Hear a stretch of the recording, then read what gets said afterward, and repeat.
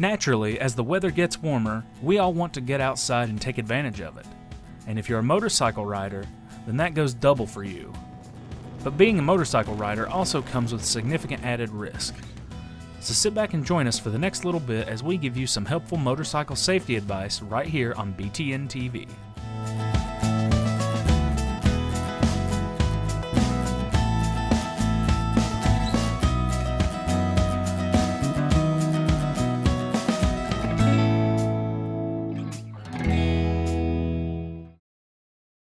Before riding your motorcycle, there are a few things that you need to make sure you have in place.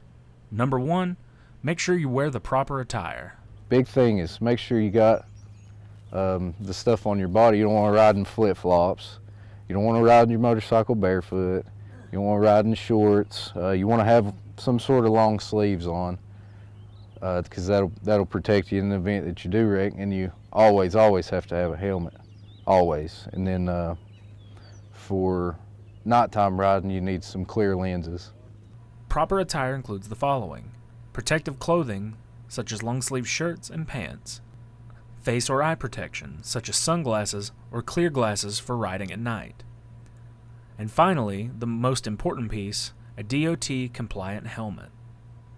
A DOT helmet is one that is approved by the Department of Transportation, and these helmets will carry a tag indicating that they are DOT compliant. Number 2, bike check. You always want to inspect your bike before you take it out on the road. I just make sure my tires got tread on them, because before you know it, your tires will eat the tread off and you'll be riding on wire. You don't want to do that. You know, obviously we'll make sure all your blinkers and everything is working. You'll want to check the following before every ride: tires and wheels. Check for inflation pressure, tread wear, and general condition of sidewalls and tread surface. The controls. Make sure the clutch and the throttle operate smoothly. Test the horn, and clean and adjust your mirrors before riding. The lights and electrics. Check both the headlight and tail light to make sure both the high and low beams are working properly. Test both turn signals. Try both brakes and the brake light. Oil and other fluids. Check the engine oil and transmission fluid levels. Check the brake hydraulic fluid and coolant level. Like any other vehicle, a motorcycle requires regular maintenance. You'll want to do regular tune-ups and oil changes as often as needed.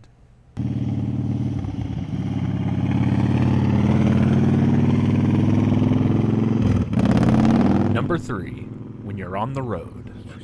Riding by yourself, I just try as best as you can just to stay away from any traffic if it's possible.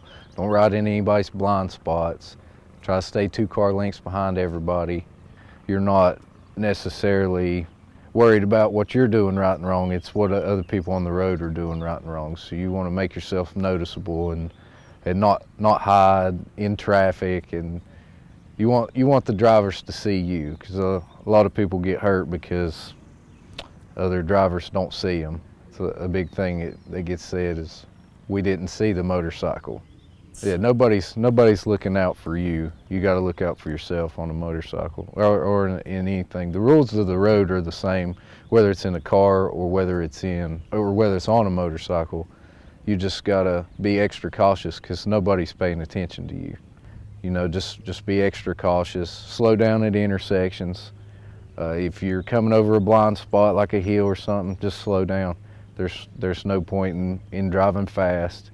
Like I say, you want to be noticed. You want everybody to pay attention to you, not because you're on a motorcycle and you're cool, but you're in a real dangerous spot being on that motorcycle. So, situational awareness is of the utmost importance when operating any vehicle, but it's even more so when you're riding a motorcycle.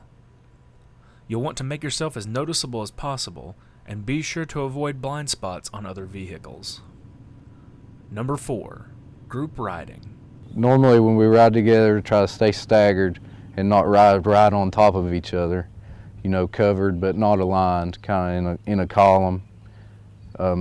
Spread out in case something does happen. You're not right up on that other motorcycle, and you're not going to make this situation worse. When I ride with people, you know, somebody's usually up front and they're leading whichever way you're going to go, and then the next person's off to the right or to the left. but not directly beside them or right up on top of them. Still keeping that good 1 to 2 car lengths behind each other. When you ride in a group, you'll want to ride in a staggered column formation as you're seeing here. This way, if an accident was to occur, you won't be close enough to the other riders to cause multiple accidents. Here are also 10 rules of group riding.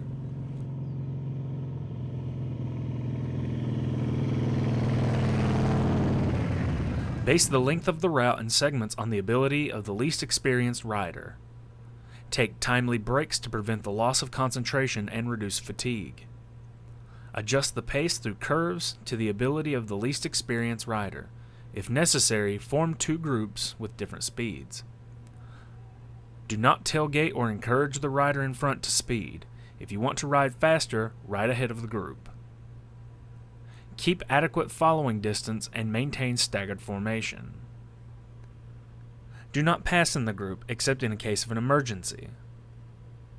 Place inexperienced riders just behind the leader so that they can keep pace without riding faster than it is safe. When passing, be conscious of the traffic conditions and oncoming traffic.